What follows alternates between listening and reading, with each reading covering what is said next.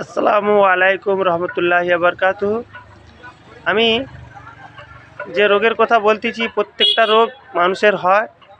পেটের গ্যাস, পেটের প্রবলেম থেকে দূর করার জন্য আপনারা সরষের তেলে রান্না করে খাবেন। আর যে কোনো খাবার খান না কেন ভালো করে সুন্দর করে চিবিয়ে চিবিয়ে চিবিয়ে চিবিয়ে খাবেন। আর জলটাকে ঘটঘট করে না খেয়ে গ্লাসে করে নেবেন। জলটাকে চুচে চুচে চুচে চুচে খাওয়ার চেষ্টা করবেন। 3 নিঃশ্বাসে খাবেন, ঠিক আছে? আমি টেকনোলজি ফিরোজ ভিডিও আপনারা দেখছেন।